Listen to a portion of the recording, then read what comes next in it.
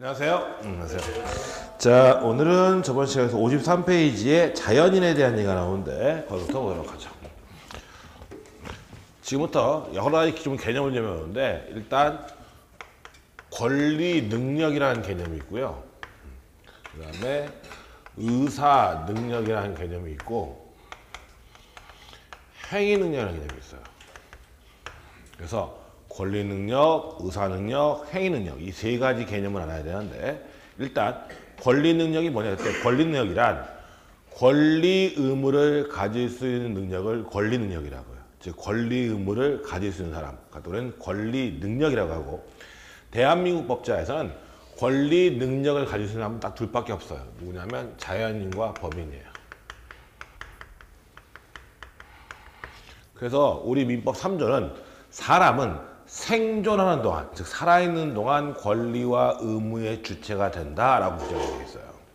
그래서 대한민국 법제에서 권리 능력자, 권리라는 것이 사람한테 무슨 요구할 의미인데, 즉 재산권 쉽게 말해서 재산을 가지고 있는 사람이라는 거죠. 즉 권리 의무의 주체가 될 수 있는 당사자가 될 수 있는 것은 자연인, 즉 살아있는 사람밖에 없다는 거죠.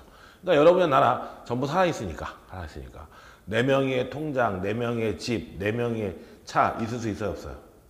있죠. 우리는 자연인이니까 모두 권리 능력자예요. 그러니까 자신의 명의의 재산을 가질 수가 있다는 거예요. 자, 가끔 TV에 보면 나와요. 모 재벌그룹 손주는 7살인데 삼성전자 주식을 10만 주 가지고 있다. 나올 수 있다는 거죠. 문제 있어요, 없어요? 문제 있어, 없어? 없죠. 걔가 7살이건 3살이건 간에 걔도 살아있는 사람이 아니에요. 살아있는 사람이니까 권리 능력자고 걔도 재산을 가질 수 있어요, 없어요? 있다는 거예요. 모든 자연인은 권리 능력자니까 걔가 몇 살이든 상관없다는 거죠. 뭐 여러분 생각해보면 애가 태어났다. 애 태어났는데 100일밖에 안 됐다. 기념으로 아들 명의의 통장 하나 만들어줘야지 할 수 있잖아요. 한마디로 해서. 그래서 모든 사람은 권리 능력자예요. 권리 의무를 가질 수 있다는 거죠. 근데 원래는 자연인만 권리 능력자인데 세상이 복잡하다 보니까 또 이제 일정한 단체한테 권리 능력을 인정할 필요가 있었어요. 그래서 만든 게 법인이에요. 법인이 뭐냐면 법으로 만든 사람이에요. 쉽게 말해서. 법으로서 사람처럼 만드는 게 뭐냐면 법인이에요. 한마디로 해서.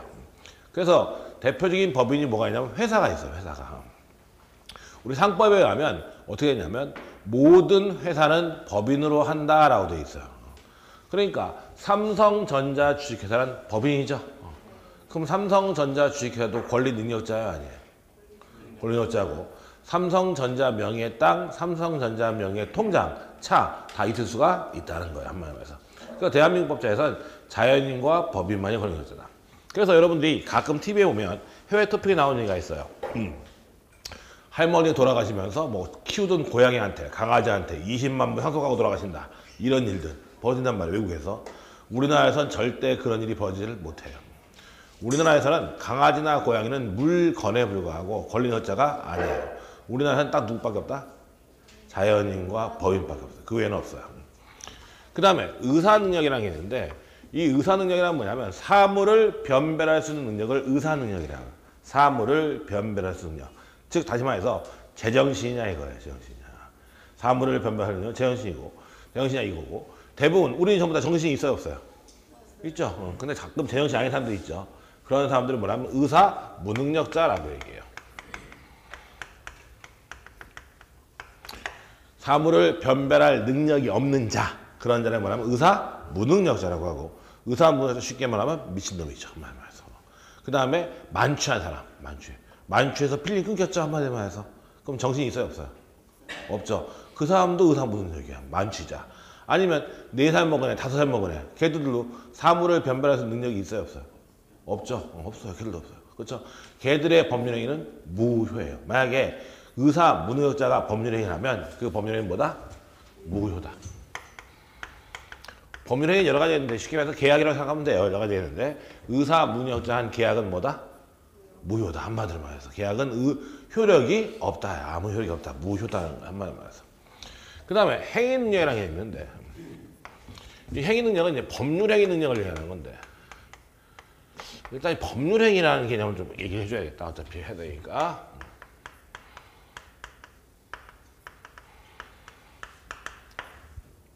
이 법률행위라는 개념이 있는데 법률행위가 뭐냐면 사람의 정신작용, 즉 의사표시에 의해서 사람의 정신작용이 나의 의사표시에 의해서 권리나 의무가 발생하는 걸 뭐라 하면 법률행위라고 한다. 나의 뭐에 의해서? 의사표시. 내 생각을 얘기하는 의사표시에 의해서 권리나 의무가 발생하는 걸 법률행위라고 얘기를 해요. 이 법률행위 이렇게 세 가지가 있는데 법률행위는 세 가지예요. 단독행위, 계약, 합동행위예요. 그래서 법률행위 하면 무조건 셋 중에 하나예요. 단독행위가 계약이거나 합동행위거나 한마디로 말해서. 자, 그럼 단독행위는 뭐 계약은 뭐 합동행위는 뭐냐 할 때 단독행위란 하나의 의사표시.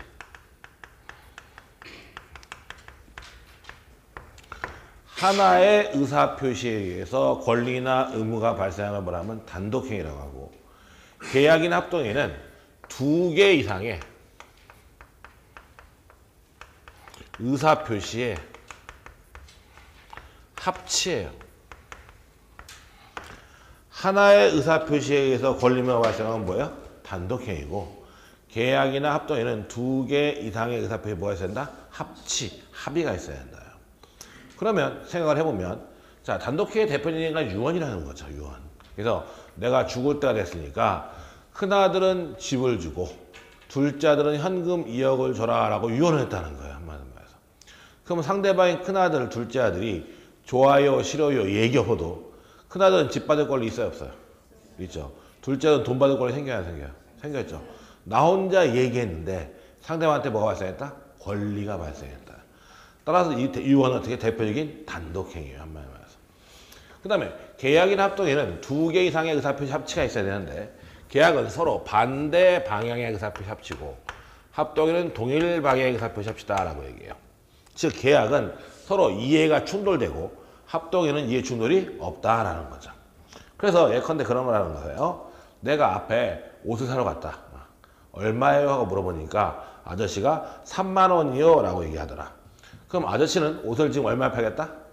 3만 원에 팔겠다 뭐라고 있어요? 의사를 표시하고 있죠. 의사 표시하고 있잖아. 그럼 그럼 내가 무조건 3만 원에 사야 되는 거예요? 아저씨가 3만 원인 거 무조건 사야 돼? 아저씨가 3만 원 할 때 무조건 내가 3만 원 사야 될 권리 의무가 발생한다면 그건 단독해야 되는 거예요. 한마디로 말해서. 근데 난 3만 원 살 의무가 없죠. 그럼 난 얘기한다. 2만 5천 원 해주세요 라고 얘기한다는 거죠. 그럼 2만 5천 원에 사겠다고 의사를 어떻게 하고 있어요? 표시하고 있죠. 그럼 아저씨는 2만 5천 원에 팔아야 되는 거야? 아니죠. 그렇죠? 하나의 의사표시, 하나의 의사표시 되지만 권리 의무는 발생하지 않아요. 그럼 아저씨는 3만 원, 나는 얼마? 2만 5천 원 얘기하세요. 의사의 합치가 없어요. 따라서 계약은 성립하지 않는다요. 근데 아저씨가 다시 얘기하죠. 2만 8천 원이라고 얘기한다. 내가 생각해보고 좋아요 했다는 거죠. 그럼 2만 8천 원에 팔겠다는 의사표시와 2만 8천 원에 사겠다는 의사표시에 뭐가 있어요? 합치가 있고 그럼 계약은 어떻게 했어요? 성립했고 아저씨는 나한테 옷 줘야 되고 나는 돈 줘야 되고 권리 의무 발생하죠? 그게 계약이에요. 그러면 아저씨 입장에서는 비싸게 팔고 싶고 나는 싸게 사고 싶고 즉 이해가 충돌된다라는 거예요. 한마디로. 그게 계약이다. 아침부터 밤중에 하는 게 이거죠. 합동행위는 단체 설립행위 합동이라고 하면 돼요. 단체 설립행위는 뭐다? 합동행위다. 단체는 혼자 만들어야 최소한 2명 있어야 돼. 최소한 2명은 있어야죠. 그래서 단체 설립행위를 우리가 일반적으로 합동행위다라고 얘기를 해요. 그래서 이게 이제 법률행위 종류예요. 단독행위, 계약, 합동행위. 그래서 대개 이제 법률행위는 다 계약이 대표적이니까 계약이라고 생각하면 상관없어요. 자, 그럼 행위 능력이죠. 행위 능력이란 법률행위, 즉 계약을 할 수 있는 능력을 얘기하는 거예요. 거래행위를 할 수 있는 능력을 얘기하는 것이다. 그러면 우리는 전부 다 거래행위 할 수 있어요, 없어요? 있죠. 내가 집을 팔던 뭐 차를 팔던 차를 사던 내 마음대로 할 수 있죠. 한마디로 말해서. 그래서 원래 모든 자연인은 자유롭게 거래행위를 할 수 있는데 일정한 사람들은 좀 거래행위 능력이 떨어지다 보니까 못하게 막아놨어요. 거래행위를 못하게 막아놨다고. 그럼 뭐라 하냐면 제한 능력자라고 얘기한다.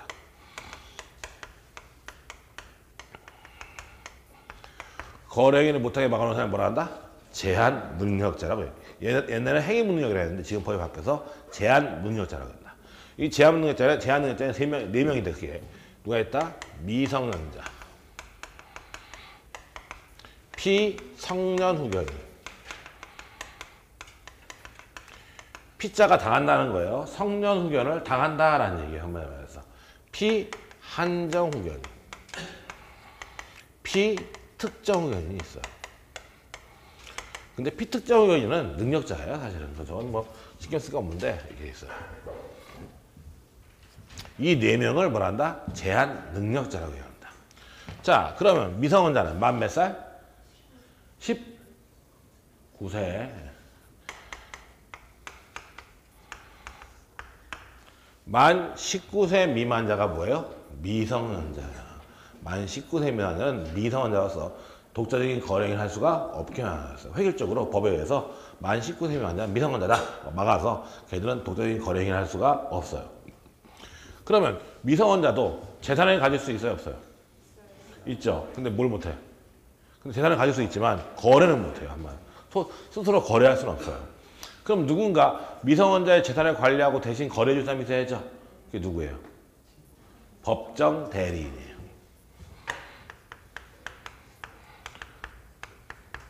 이러한 제한능력자들은 자기 스스로 원래 거래를 못하기 때문에 법정 대리인이 대신해줘요. 대부분. 법정 대리인 누가 있다? 친권자가 있고 후견인이 있어요. 그래서 미성년자의 경우에는 부모가 있겠죠. 미성년자는 부모가 있으니까 미성년자에게 친권자 혹은 부모가 없을 수 있죠. 그러면 미성년 후견인이 있는 거예요. 걔가 법정 대리인이에요. 그 다음에 피한정 후견이나 피한정 후견인, 피성년 후견인, 피특정 후견인 다 똑같은데 앞에가 똑같아요. 앞에 보면 질병, 장애, 노령, 그 밖의 사유로 인한 뭘로? 육체적 제약, 정신적 제약. 육체적은 아니에요. 몸이 불구해요. 이건 상관없어. 정신적 제약으로.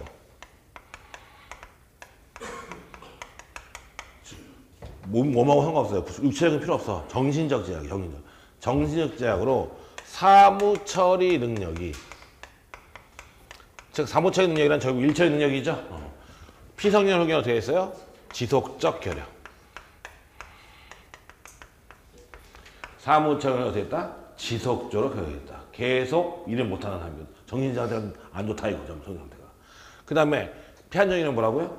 부족한 사람. 부족한 자.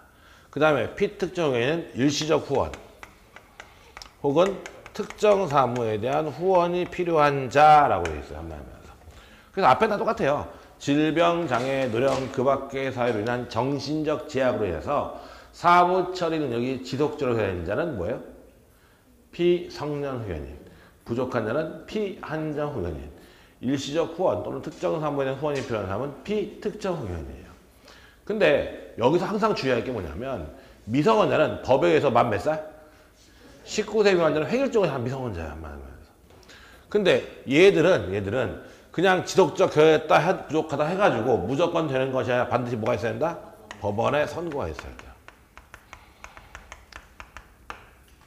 즉 법원에서 피성년 후견인, 피한정 후견인, 피특정 후견인 결정을 해줘야 그래야만 제한력자가 되는 거지. 그렇지 않으면 제한력자가 아니에요. 한마디로 말해서. 자, 얼마 전에 보니까 롯데 신격호 회장 같은 양반들. 롯데 회장이 있죠, 신격호. 나이가 90이 넘었던데 약간 왔다 갔다 하시는 것 같더라고 보니까. 법정에서 큰 소리 치는 거 보니까 약간 제정신이 아닌 것 같긴 한데. 자, 그런 양반들. 자, 노령. 그쵸? 약간 왔다 갔다 하신다는 거예요. 그러면 그 사람도 권리 능력자야 아니야? 90이 넘어서도 권리 능력자야 아니에요? 권리 능력자죠. 미성년자야? 아니잖아. 그럼 행위 능력이 있어 없어?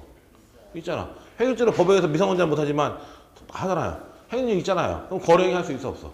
있어. 근데 정신이 약간 혼미하면 잘못 판단해가지고 손해볼 수도 있어요 없어요? 있다는 거죠. 그러니까 그런 양반들을 위해서 이런 걸 만들어 놓은 거예요. 그런 양반들은 거래행위 하다 보면 아무래도 피해볼 우려가 있으니까 법원에서 뭘 받아? 피성년 후견인, 피한정 이런 선고를 받아버리면 그때부터 거래행위를 할 수가 없게 돼버리는 거야. 한마디로 말해서. 없고 누가 해준다? 대부분 법정 대리인이 해줘요. 대부분. 그리고 만약 이런 사람들이 제한력자가 독자적으로 거래행위를 하면 그런 거래행위는 어떻게 하면 취소할 수 있어요. 제한력자의 거래행위를 할 수 있다? 취소할 수 있다. 뭐 자세히 따지면 배울 텐데 취소할 수 있다고 되어 있어요. 자, 그럼 여기서 이제 무효라는 개념이 있고 취소라는 개념이 있다.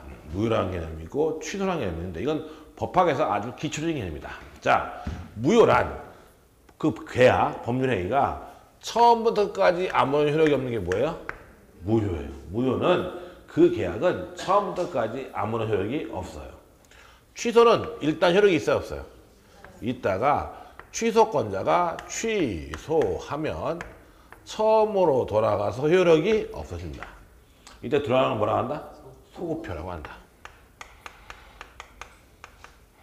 이게 무효와 취소의 개념입니다. 그래서 법률행위가 무효했다는 것은 그건 처음부터 효력이 없다는 것이고 법률행위가 취소효라는 것은 일단 효력이 있는 거 없는 거야. 있다가 취소권자가 취소해야만 효력이 없어지는 거야. 처음 무효가 똑같은 경우가 되어버린다 이거야. 그러면 갑과 을은 5월 1일 날 갑소의 땅에 대해서 1억 원의 매매계약을 맺고 5월 30일 날 얘는 땅 주고 돈 주기로 계약했다. 문제 없죠? 뭐 사람이고 재정식이고 뭐 성인이니까 문제 없단 말이야 한마디로 말해서. 그렇죠? 그러면 일반적인 계약이면 당연히 계약은 지켜야 돼요, 말아야 돼요? 지켜야 되고 이 계약은 유효하니까 5월 30일 되면 을은 갑을 한 대로 돈 내놔 할 수 있어요, 없어요? 있고 갑은 을 보고 땅 내놔 할 수 돈 내놔 땅 내놔 할 수 있죠. 얘가 돈 내놔 땅 내놔 할 수 있죠. 안 주면 돈 주면서 땅 내놔 땅 안 줘 어떻게? 소송 제기해서 가져오면 되지 뭘 한마디로 말해서. 그렇죠? 한마디로 말해서. 유효한 계약이니까 계약은 지켜야 되는 거니까 법이 보장하니까 한마디로 말해서. 자, 그런데 알고 보니까 5월 1일 날 갑이 계약할 당시에 완전히 술 취한 상태였다. 제정신이 아닌 상태였다. 계약 당시에 완전히 술 취해 만취해가지고 기억이 안 난다. 그럼 뭐예요?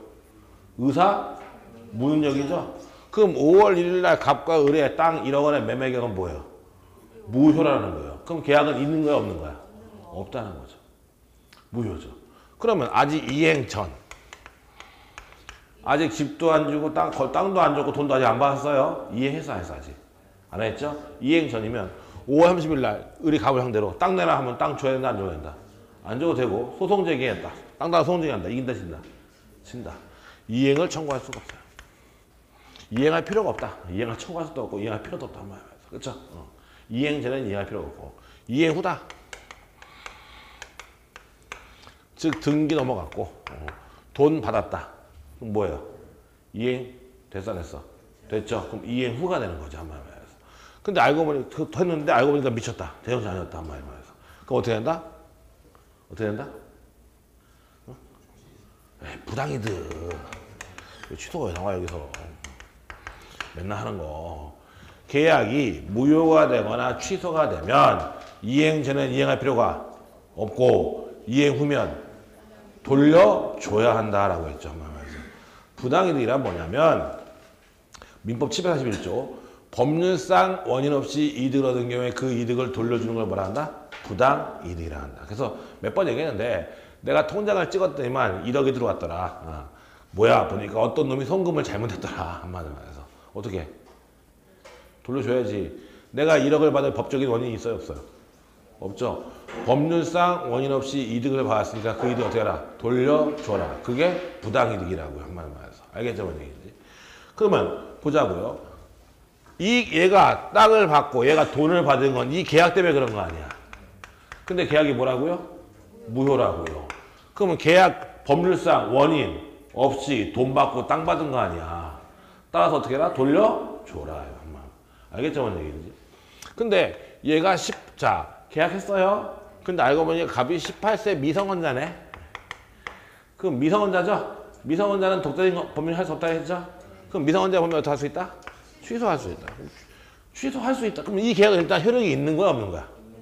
효력이 있는 거예요. 효력이 있어요. 있다. 효력이 있는데 갑이 마음에 안 든다 어떻게 할 수 있다? 취소할 수 있다. 취소할지 말지는 갑의 마음이야. 을은 취소권이 없어요. 갑만 할 수 있는 거죠. 말해서. 그러면 갑이 취소하면 마찬가지 무효하고 똑같죠? 이행 전에 이행할 필요가 없고 이행 후에는 뭐예요? 부당이득이야. 줬다 하더라도 계약 끝난 다음에 아저씨 저 취소할래요? 그럼 취소된 거야. 한마디로 말해서. 알겠? 자 일단 줬어. 땅 줬고 돈 받았어. 일단 유효야 무효야? 유효하니까 받고 다 문제 없죠? 나중에 취소한대요. 그럼 돌려줘야 돼요. 한마디로 말해서. 알겠죠? 뭔 얘기지? 자 그러면 몇 번 얘기했는데 의사 문력장애는 뭐다? 무효고 제한 능력장애는 어떻게 할 수 있다? 취소할 수도 해야 하는데 아니 둘 다 무효로 하든지 취소를 하든지 그러면 되지 왜 복잡하게 해야 되냐? 다 이유가 있다는 거죠. 자, 제한 능력자도 그쵸? 자 얘가 반드시 불리한 범위를 하는 법은 없다는 거예요. 정신 사무처리 능력이 부족하거나 지속적으로 했다 하더라도 반드시 불리한 범위를 하는 법은 없다는 거예요. 한마디 말해서. 예컨대 이 땅이 5천만 원짜리 땅이야. 그쵸? 근데 얼마에 팔았어? 1억에 팔았죠? 잘했어? 잘못했어? 잘했어. 그럼 이 계약 효력이 있는 거 없는 거야? 효력이 있는 거니까 취소. 안 하면 되지. 아 취소할지 말지 내 맘인데 뭘. 이게 2억짜리야. 1억에 팔았어. 잘못했죠? 어떻게 하면 돼? 취소하면 돼. 유리하면 그냥 두고 되고 불리하면 그냥 취소하면 되고 한마디 말해서. 한마디 그런 거예요. 제한력자들은 왜 뒀느냐? 제한력자를 보호하게 둔 거예요. 쟤들을 위해 둔 거야. 쟤들은 나중에 보면 절대적으로 보호돼요. 한마디 말해서. 보호하게 두기 때문에 얘들한테 무조건 유리한 거야. 한마디 말해서. 제한력자들은. 알겠죠, 어머니? 그러니까 법에서 얘들은 약자니까 얘들을 보호하겠다라는 취지에 뒀기 때문에 얘들은 무조건 보호돼요. 한마디 말해서. 알겠죠, 뭔 얘기인지? 자, 그 다음에 몇 번 또 얘기했는데. 자, 사물을 변별할 능력이 없는 자가 의사무효자고 그 다음에는 뭐다? 무효다. 근데 피성년견을 봐도 사무처리는 어떻게 했다? 지속적으로 했다. 그럼 사물을 변별할 능력이 있는 거야 없는 거야? 없는 거잖아. 얘도 지속적으로 없는 거잖아. 한마디로 말해서.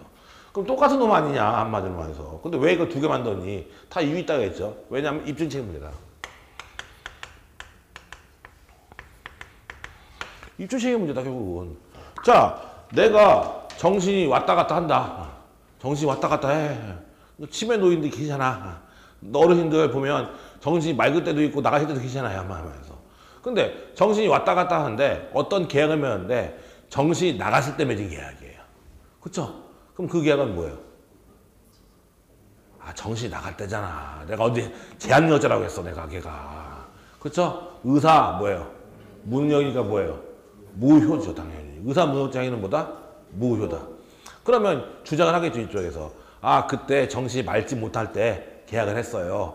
그러니까 무효예요. 라고 얘기를 하겠죠. 이쪽에서는. 그러면 그 당시에 정신이 없었다는 걸 누가 증명하냐면 무효라고 주장한 자가 증명을 해야 돼요. 원래 나는 권리능력자야 아니야. 권리능력자고 나이도 있으니까 제한능력자 아니잖아. 한마디로 해서. 근데 그때 그러니까 무조건 일단 유효한 계약이죠.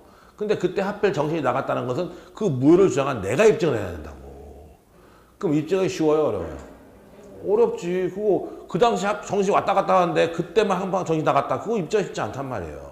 기념사진 찍었는데 뭐 침을 흘리고 있더라. 그럼 모를까? 아, 그걸 입증할 수 없다는 거예요. 한마디로 해서. 그러니까 그런 위험이 있다 보니까 굳이 그거 갖다 뭐 입증하려고 하지 말고 법원 가서 법원 뛰어가서 뭐 받으면 돼? 이거 받으면 될 거 아니야. 이거 결정 받아버리면 정신이 있었을 때 맺은 계약이건 정신이 없었을 때 맺은 계약이건 간에 다 어떻게 할 수 있어요? 취소할 수 있지. 정신이 멀쩡해. 그때 계약 맺었어 하더라도 어떻게 할 수 있어요? 취소할 수 있어.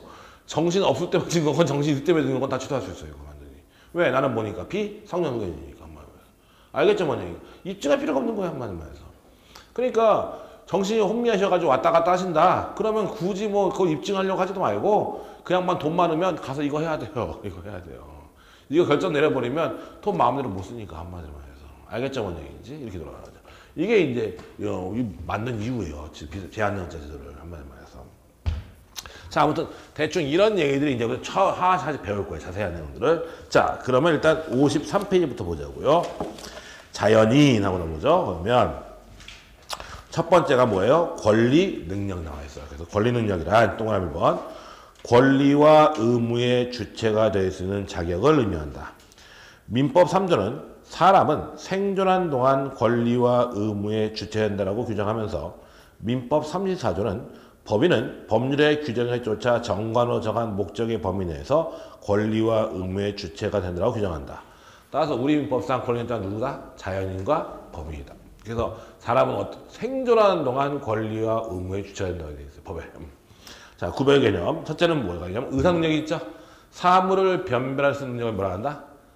의사 능력이라고 하고 사람은 대부분 다 의사 능력자다. 근데 의사 능력이 없는 사람은 의사 무능력이라고 하고 그래서 뭐예요? 뭐라고 했어요? 정신 능력이 하고 그래서 자기 행위 의미와 결합하면 정신적 의사는 상황에 따라 개별적 판단하는데 의사능력에 대한 규정 없는데 의사능력 없는 행위는 뭐다? 무효. 그래서 정신이 나간 사람, 쉽게 말해서 미친놈. 그 다음에 술에 만취한 사람. 그렇죠? 그 다음에 유아, 어린이들. 어린이들은 판단 능력이 없잖아요. 전부 다 의사 무능력이라고 생각하면 돼요. 보시면 되고 행위 능력, 독자적으로 유효한 법령이 할 수 있는 능력을 행위 능력이라고 한다. 책임 능력은 지금 볼 거 없고 뒷장. 그럼 자연인의 권리 능력 나오는데. 자, 그러면 사람은 언제부터? 사람 뭐라고 했어요? 생존하는 동안 권리와 의무에 주체된다고 했죠. 3조에. 그러면 언제부터 사람이고 언제부터 사람이 아니냐? 언제부터 권리력이 발생하고 언제부터 권리력이 없어지냐? 시기와 종기. 그러면 언제부터 권리였잖아요. 사람이 되는 시기는 뭐냐면 통설 판례에 하면 뭐냐면 전부 노출설이에요.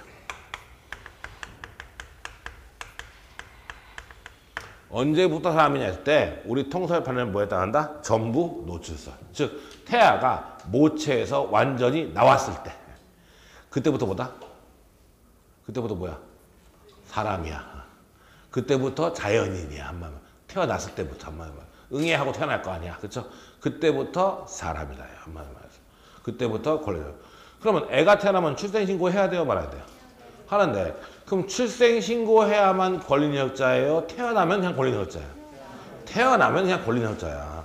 출생신고는 그냥 출생했다는 행정관청에 대한 보고적 신고에 불과한 거고 태어나는 순간 무조건 권리능력자라는 얘기예요. 여러분도 마찬가지로 그런 분들 많이 계시겠죠. 나이 때 그러니까. 옛날에 어떻게 했어요? 태어나면 바로 출생신고 안 하고 늦게 했죠? 2년 늦게 하고 막 그랬단 말이에요. 한마디로 말해서. 그럼 출생신고해야만 권리능력자라고 한다면 2년 동안 사람이 아니게. 그렇잖아요. 한마디로 말해서. 지금 그런 일이 거의 없죠. 아무튼 이렇게 되는 거죠. 그럼 언제부터 사람이 아니냐? 종기. 어때요? 맥박 종지설.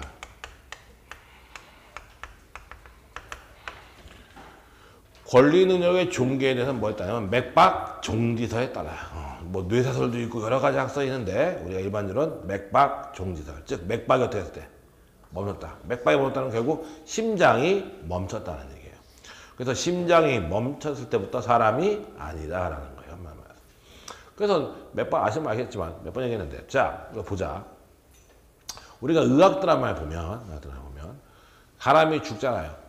삑 하잖아. 심장이 안 뛰잖아요. 그러면 이거 뭐야 전기 충격이 가져서 펑 하잖아. 하다가 안 돌아오면 의사가 어떻게 하냐면 몇 월 며칠 몇 시에 사망 선고해요 안 해요? 하죠. 그거 되게 중요한 거다.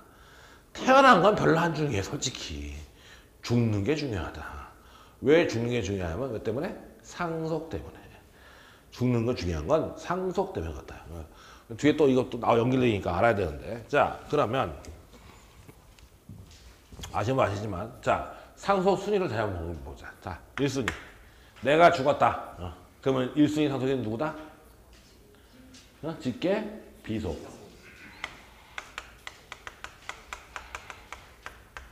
사람이 죽으면 제일 먼저 상속받는 사람은 직계, 비속이에요. 자식들. 내 아들, 딸, 손자, 손녀. 비속이라는 게 밑으로 간다는 얘기예요. 그러니까 아들, 딸이 있으면 아들, 딸이 갖는 거. 아들, 딸 없으면 손자, 손녀가 갖는 거예요. 한마디로 말해서. 2순위. 누구라고? 직계, 존속. 즉 사람이 죽었을 때에 자식이 없으면 밑에 아들, 딸도 없고 손자, 손녀 밑으로 아무도 없으면 위로 간다는 거죠. 우리 엄마, 아빠가 그 뭐야 2순위 상속인. 그 다음에 자식도 없고 부모도 없다. 그럼 3순위죠? 누구예요? 피상속인의 형제자매.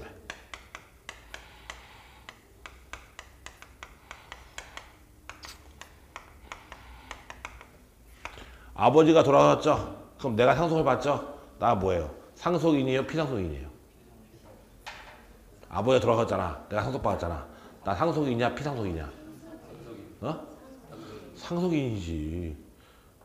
드라마도 안 보고 상속자들 이렇게 되지. 그렇죠. 상속자가 상속인 아니야. 피상속인, 상속을 뭐 한 사람? 당한 사람. 난 상속 받은 사람이고 상속을 당했대. 어떻게 했다는 거야? 죽었다는 얘기지. 피 흘리고 죽었다고. 피상속인. 넷째. 누구예요?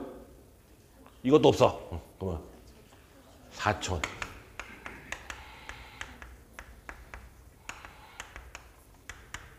그래서 죽은 사람 피상속일에 사촌 이내 친족까지 상속이 돼요. 저기도 없어. 어떻게 된다? 어떻게 될까? 국가. 이것도 다 없으면 국가가 꼴 거. 이렇게 돼요. 5천 소용없어요. 5천 당수. 필요 없어. 5천 6천 필요 없고 4천까지만 하고 없으면 꿀 거. 국가가 한마디 이렇게 되는 거죠. 그러니까 고모, 조카 다 되는데 5천은 안 돼요. 한마디 말해서. 알겠죠? 뭔 얘기인지? 이게 상속 순이에요. 한마디 말해서. 근데 없는 게 누가 없다? 배우자가 없다. 안 보인다. 배우자는 여기 있다가 있죠? 배우자는 1순위가 있으면 1순위하고 공동상속, 1순위가 없으면 2순위하고 공동상속. 1순위, 2순위 다 없으면 혼자 갖는다 이거죠. 그러니까 자식이 있으면 배우자와 자식이 되는 것이고 자식이 없으면 배우자와 우리 엄마 아빠가 되는 거고 그 다음에 자식도 없고 엄마 아빠도 없으면 배우자 혼자 다 갖는 거다. 한마디 말해서 이렇게 되는 거죠. 그래서 중요하다고 했죠 이거.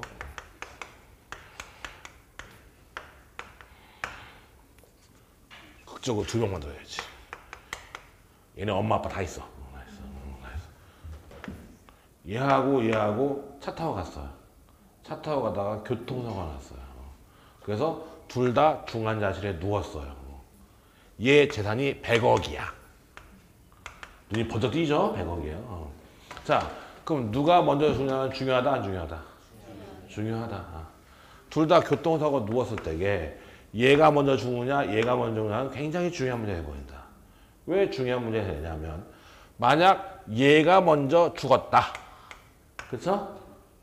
그러면 상속이 어떻게 돼요? 직계 비속이 있어 없어? 있으니까 얘하고 얘가 상속을 받는다. 그쵸? 얘하고 얘가 상속을 받아요. 그쵸? 그러고서 얘가 3분의 2, 3분의 1인데 이렇게 되면 3분의 2, 3분의 1이에요 원래. 자 근데 얘하고 얘가 상속 받았다가 그 다음에 얘 또 어떻게 했어요? 죽었죠? 그러면 얘 상속분 누가 가져가요? 없잖아. 직계 손으로 가야지. 그럼 아빠 없으니까 누구만? 엄마만. 그쵸? 그러니까 100억짜리 다 누가 갖는다? 을이 갖는다. 이렇게 되면. 근데 얘가 먼저 죽었다. 그쵸? 그런 다음에 얘가 죽는다. 죽었을 때 얘 자식이 있어 없어? 없잖아. 없죠? 그러면 자식이 상속 안 되니까 누구야? 직계 존속하고 배우자죠? A, B, C 나눠 가져야 돼. 셋이서 이제. 배우자는 물론 2분의 1 가산해서 가져. 어떻게 계산하냐면 3, 2, 2예요 이거. 7분의 3, 7분의 2, 7분의 2 이렇게 돼버려요. 한마디면서. 이렇게 돼요. 그러니까 원래는 얼마 가져왔어? 100억을 얘가 누가 이렇게 죽으면 100억을 다 갔는데 이렇게 죽어버리면 반도 못 갖는 거죠. 한마디면서. 한 40억씩 갖겠네. 한마디면서. 알겠죠? 뭔 얘기인지. 이렇게 되는 거예요. 그러니까 얘가 먼저 죽느냐 얘가 먼저 하는 굉장히 중요한 문제라는 거예요. 한마디면. 알겠죠? 뭔 얘기인지. 그래서 이게 사망이 중요한 게 딴 이유가 없어요. 이 상속 때문에 중요한 거예요. 한마디로 해서. 물론 상속받을 거 없으면 신경 안 써도 돼요. 누가 먼저 죽든지 뭐 신경 안 써도 돼요. 어차피 받을 게 없는데 뭘. 한마디로. 그쵸? 그 다음에 그래서 저번에 한번 얘기했는데 얘하고 비행기 타고 가다가 죽었다고 했죠? 비행기 타고 가다가 비행기 타고 가서 추락했다. 그럼 비행기가 추락해서 승객 전원 사망했다.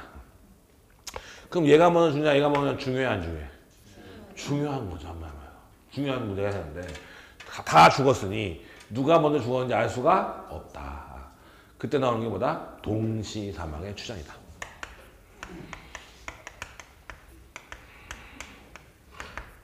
즉 갑과 병은 일순간에 같이 죽었다고 어떻게 돼요? 추정이 되는 거예요. 동시에 죽었다고 추정이 되는 거예요. 근데 추정된 것은 반증에서 깰 수 있다고 했죠. 그래서 어떤 놈이 살아남아가지고 제가 보니까요 얘가 먼저 죽던데요 혹은 얘가 먼저 죽던데 증언하면 이 동시사망이 깨질 수가 있는데 일단 비행기 사고가 같이 죽으면 얘하고 일순간에 같이 죽었기 때문에 얘하고 상속은 일어나지 않고 이렇게 상속되는 거예요. 한마디로 해서. 알겠죠? 뭔 얘기인지. 물론 여기도 마찬가지예요. 병도 있고 정도 있다. 그리고 병원자 있었어. 이렇게 있어. 그럼 누굴 간호하라고 했어? 옛날에. 교통사고 났죠? 둘이. 중환자에 누웠죠? 누굴 간호해야 돼? 병. 지극정성으로. 그렇죠? 1초만 더 살아야 내가. 그렇죠? 1초만 더 하면 돼. 더 필요 없어. 1초만. 삑삑 하면 돼 바로. 그렇죠? 그러면 되는 거야. 얘 그러니까 잘 봐야 돼. 누가 먼저 죽는지. 그러니까 여기 산소호흡기 띄고 그냥 죽든지 말든지 이렇게 되는 거야. 신경 안 써도 돼. 당연한 얘기지 그거야. 여기 먼저 가야지 무조건. 대수들이 먼저 가길 바라는 수밖에 없지. 어차피 가망 없다면. 근데 여기 정이 있어. 이래야 돼. 그 애가 둘이어야 돼. 그래서.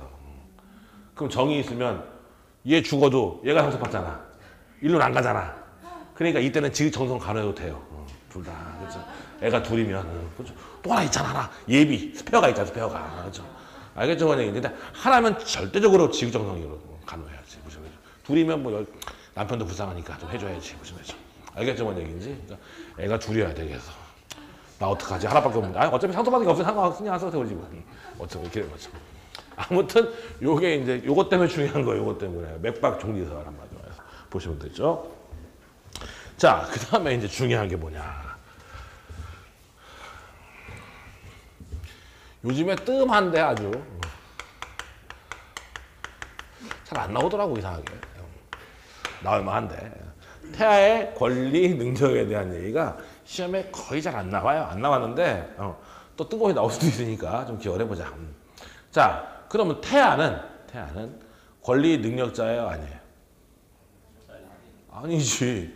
사람은 생존하는 동안 권리와 의무에 주체한다 했으니까 태어나야 사람인 거지. 뱃속에 있으면 사람이야, 아니야? 아니지. 생존하는 동안이라고 했으니까 분명히. 아, 여기서부터 여기까지 사람이라며. 여기까지. 그러니까 이 전 사람 아니고 이후에도 사람 아니란 말이에요. 한마디로 해서. 그렇죠? 그러니까 태아는 원래 권리 능력자다, 아니다? 아니다. 태아는 권리 능력자가 아니에요. 근데 태아도 조만간 사람이 될 예정이에요, 아니에요? 예정이에요. 특히 요즘 같으면 의학기술이 발달해서 잘 안 죽은다고. 옛날에 많이 죽었지만. 그렇죠? 사살하는 게 많지 않단 말이에요. 그러다 보니까 태아도 일정한 권리력을 인정할 필요가 생겼다. 그래서 태아도 좀 보호를 해야 되는데 태아 보호에 대해서는 두 가지가 있어요. 뭐가 있냐면 일반적 보호주의가 있고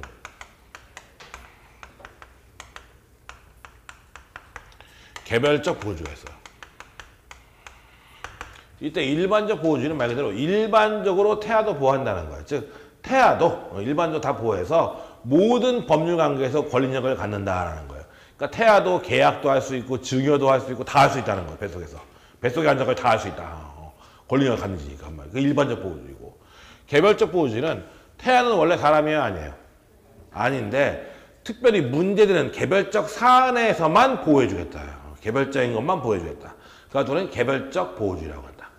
그러면 우리는 개별적 보호주의 하는데 우리나라에서 태아를 보호하는 것은 크게 세 가지가 있다. 뭐가 있냐면 뭐예요? 상속. 첫 번째가. 둘째, 불법 행위를 한 손해배상 청구.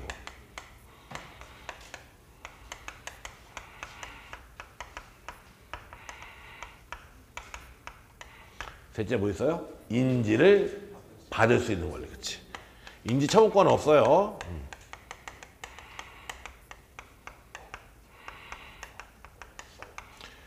우리나라에서는 태아는 원래 권리 능력자예요, 아니에요? 아닌데 요 세 가지에서만 권리 능력을 인정한다. 상속, 그 다음에 불법의 손해배상 청구권, 그 다음에 인지를 받을 수 있는 권리. 자, 그럼 보자.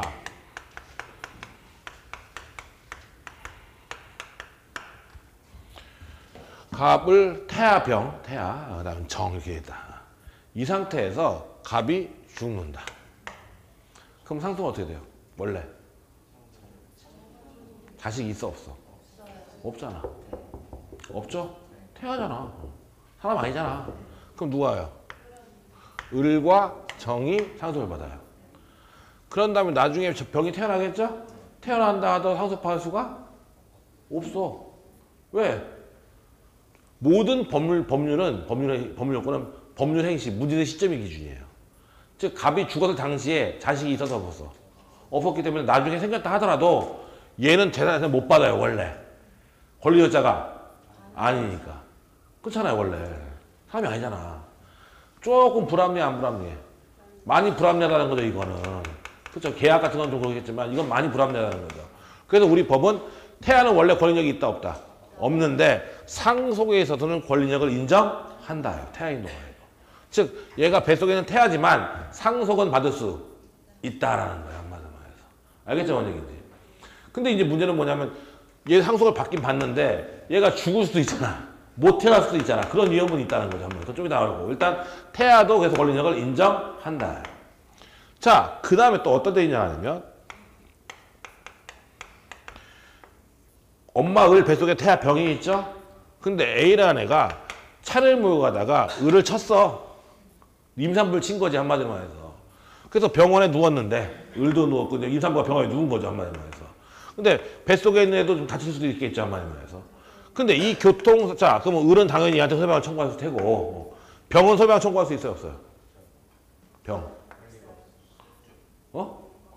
없지. 사람이 아닌걸? 사람이 아닌걸? 사람이 아니니까 얘는 얘한테 소배방 청구할 여지가 없는 거예요. 뱃속에 있는 거니까. 그러다 나중에 태어났는데 이 사고의 후유증 때문에 문제가 기형으로 태어난다. 여러 가지 문제가 발생해 태어났단 말이야. 한마디로 해서. 하더라도 손해배상을 청구할 여지는 있어 없어 원래? 없지. 당할 때게 사람이 아니었는데 뭘 한마디로 해서. 교통사고 당할 때게. 그렇잖아요. 그러니까 이 경우는 아무리 기형으로 태어난다 하더라도 손해배상 청구할 여지가 없다는 거야. 한마디로 해서.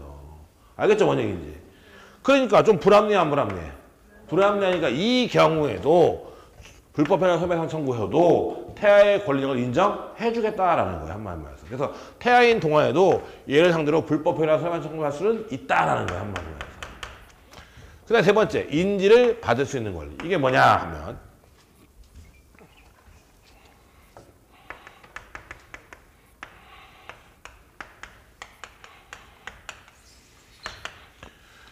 자, 우리나라에서는 자식은 혼인 중에 출생자와 혼인 외의 출생자가 나눠져요. 혼인 중에 출생자가 있고 혼인 외의 출생자가 있어요. 이때 혼인 중에 출생자란 법적인 부부 사이에 난 아이는 뭐예요? 법적인 부부 사이에 난 아이는 혼인 중에 출생자예요. 즉 갑과 을은 법적인 부부고 갑과 을 사이에서 A라는 아이가 나왔죠? 그럼 얘는 아버지의 자식으로 친생자 혼인 중에 출생자인데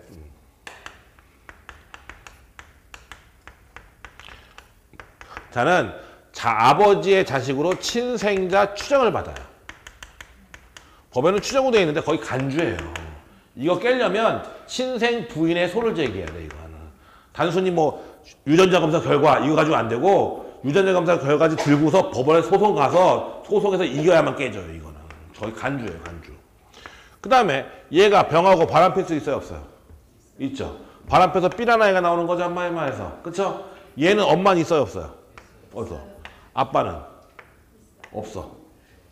아빠 없어 법적으로. 얘는 혼인 중이야 혼인 외야? 혼인 외 출생자는 갑의 자식으로 추정되지를 못해요. 한마디만 해서. 따라서 쟤는 법적으로 애비 없는 자식이에요. 한마디만 해서. 엄마만 있고 아빠는 없는 애예요. 한마디만 해서. 알겠죠? 뭔 얘기인지?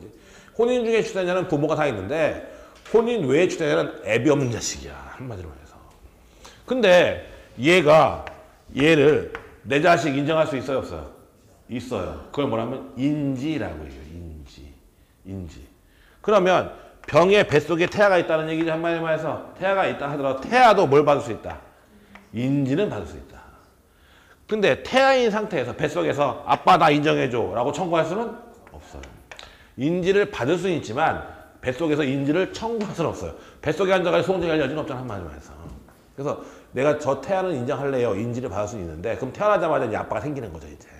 근데 얘가 인지를 해야만 얘의 자식이 돼버리니까. 한마디로 해서. 알겠죠? 뭔 얘기인지? 자, 요게 이제 우리 태아의 권리력에 대한 얘기예요. 그래서 태아는 원래 권리력이 있어요? 없어요? 없는데 상속에는 대습상속, 유류분, 유증 이런 게 다 포함돼요. 근데 사인증에는 안 돼. 요즘 시험에서 안 나와서 내가 그런 건데 사인증에는 포함되지 않는다는 게 원래 시험에 많이 나오는 건데 여러분 시험에 잘 요즘에 안 내더라고 내가 보니까. 자, 상속은 대습상속, 유류분, 유증이 다 포함되어 있는 거예요. 자, 유류분이 뭐냐? 대습상속이 뭐냐면 그거예요. 대습상속은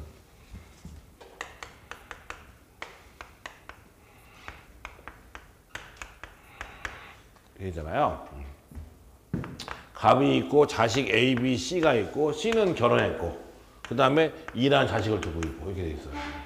이 상태에서 C가 먼저 죽을 수 있어요 없어요? 있죠. 죽었어요. 근데 며느리하고 손주는 있는 거지 한마디로 해서. 그런 다음에 이 양반 가잖아요. 이 양반 재산이 90억이야 예컨대. 그러면 C는 먼저 죽었으니까 원래 상속대 안 돼. C는 원래 먼저 죽었잖아 자식인데 상속대 안 돼 원래. 안 되는데 대신 누가 있어? 며느리하고 손주가 있잖아요. 그럼 이 아들의 상속분을 며느리하고 산혼주가 나눠 가져요.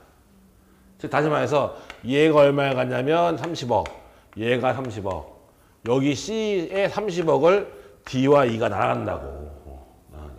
그걸 말하면 대습 상속이라고 얘기를 해요. 한마디로 말해서.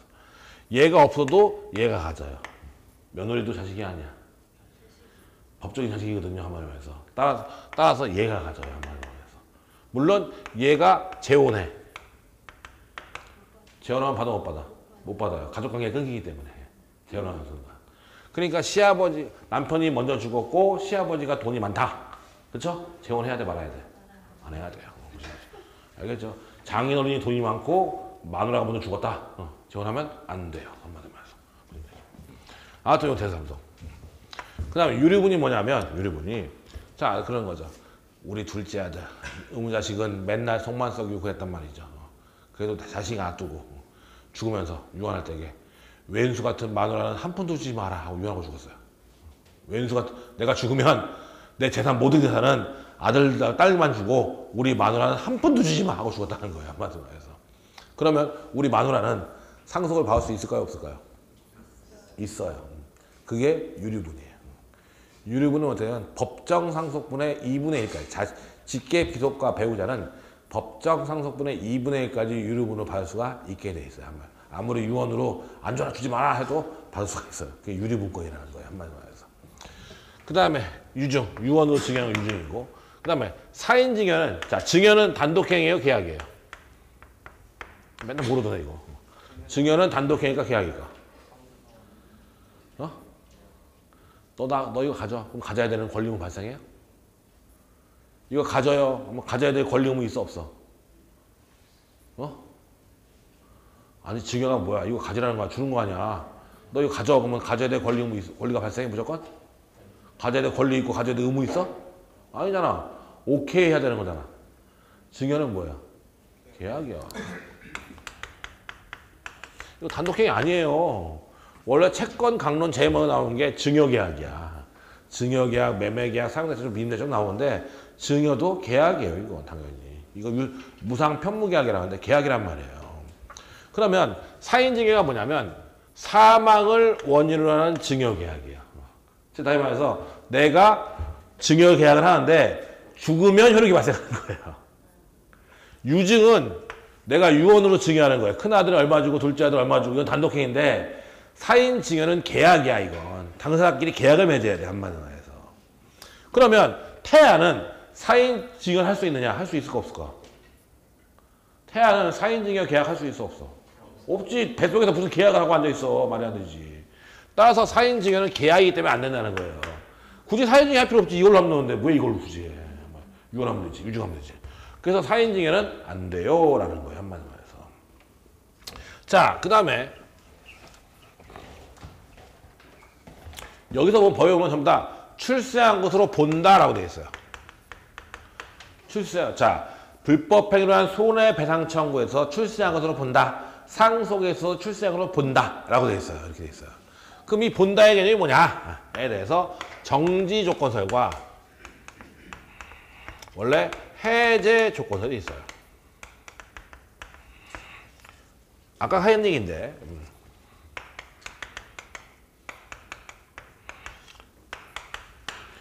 얘가 죽으면 원래는 태아는 권리력이 없으니까 상속 못 받는데 이 규정 때문에 상속을 받을 수가 있죠. 상속을 받을 수 있는 권리력은 있어요. 한마디로 해서. 근데 얘가 못 태어날 수도 있잖아. 그렇잖아. 사살할 수도 있는 거잖아. 알 수 없지 그거야. 그러니까 일단 태아에게 상속권은 있어 없어? 있는데 죽어 나올지 살아남을지 알 수는 없다는 거죠. 한마디로 해서. 그러면 그 상속권이 어떻게 되냐 할 때 정리 조건은 얘는 일단 권리력이 있어요 없어요? 있는데 그 권리력이 어떻게 있다? 정지돼 있다. 상속을 받을 권한이 있는데 그 권리력이 있는데 그 권리력이 일단 어떻게 있다? 정지돼 있다. 정지돼 있다가 살아서 출생하면 문제된 시기로 소급해서 법률 관계를 정한다라는 게 정의 조건설이에요. 해제 조건설은 뭐냐면 태아도 권리력이 있어요 없어요? 있어. 있고 태아인 상태에서도 권리력이 있다 일단. 있는데 나중에 어떻게 되면 사산. 권리력이 있는데 탄화주택은 문제가 없고 사산해버리면 처음으로 돌아가서 다시 처음부터 효과가 없어진다라는 거예요. 이걸 이제 해제 조건이라고 해요. 별로 의미 없어요. 우리 판례는 뭐냐면 정지 조건이에요. 판례는 뭐에 따른다? 정지 조건에 한다. 왜 그러냐면 우리 판례 얘기는 자 태아인 동화에 자 해제 조건설에 가면 태아인 동화에도 권리력이 있는 거야 없는 거야 일단. 여기는 뭐 어떻게 돼서 정지돼 있죠? 여기 있는 거죠? 그럼 태아도 권리력자니까 누가 근데 태아가 계약할 수 있어 없어? 뭐 법률이 할 수 있어 없어? 없으니까 누가 해줘야 돼? 법정 대리. 그럼 태아의 법정 대리라는 개념은 우리 법에 없거든. 태아의 법정 대리 어디 있어? 미성년자의 법정 대리는 있지만 태아의 그걸 만약에 해제 조건을 따르려면 태아의 법정 대리는 제대로 만들어야 돼요 한마디만 해서. 그래서 우리 판례는 뭘 하냐면 정조건을 따르고 있던 거예요 사실은. 그래서 우리 판례는 뭐다? 정조건. 그것만 하면 돼요. 그래서 다 필요 없어요. 태아는 권리력자도 아니다 원래. 아닌데 태아도 보호할 필요가 있어서 일반적 보호주의가 있고 개별적 보호주의가 있는데 우리는 뭐다? 개별적 보호주의고 상속, 불법 변환 소유한 청구, 인지 받을 수 있는 권리. 인지 청구권은 없어요. 한마디로 말해서. 인정하고 태아의 출생으로 보는데 그것은 정지 조건들에 의한다라고 하면 끝이에요. 한마디로 말해서. 54페이지. 태아의 권리 능력 하고 나와 있죠. 거기 보면 맨 밑에 의에서 맨 마지막 줄, 맨 마지막 끝에 보면 우리 민법은 개별적 보호주의에 의한다고 되어 있죠? 그거 하나 보면 되고. 가로 2번 민법상 태아의 권리는요. 동그라미 1번 불법 행위에 기한 뭐예요? 손해배상 청구. 동그라미 2번 상속. 민법 천조는 태아는 상속 순위에 관하여는 이미 출생한 것으로 본다라고 규정한다. 따라서 태아는 상속, 유류분, 대습상속, 유증 등에 관하여 권리 능력을 갖는다. 사인 징여에 대해서는 견해가 대립하는데 판례는 사인 징여의 경우 태아인 동안에 법정 대리이 존재했었기 때문에 수중행위도 할 수 없다고 한다. 인지라 함은 혼인 후의 자에 대해 부가 자기의 자로 승인하여 법률상 친자관계를 생기게 하는 단독행위다. 민법 858조는 부는 포태 중의 자에 대해서 임신했다는 얘기 포태가 자에 대해서도 이를 인지할 수 있다고 규정한다. 규정하여 태아도 인지받을 수 있다. 그러나 태아의 인지 청구권은 없다. 나와 있죠. 벌써 법률상 출생을 본다에 의미에서 해제 조건설이 있고 뭐가 있다? 정지 조건설이 있는데 우리 판례는 뭐다? 정지 조건설이다. 그렇게 하면 되는 거예요. 보시면 되죠. 그다음에 뒤에 넘기면 권리의 종기해가 나와 있는데 아까 얘기했지만 맥박 종지설이고 자 사망하면 사망 신고해야죠. 그럼 사망 신고에서 권리력이 없어지는 것은 아니고 사망하면 그냥 권리력이 없는 것이다. 단순히 보고적 신고에 불과하다는 얘기예요. 그거 알면 되죠. 그 다음에 잠깐 쉬었다가 중요한 기한 능력자에 대한 얘기를 보도록 하죠.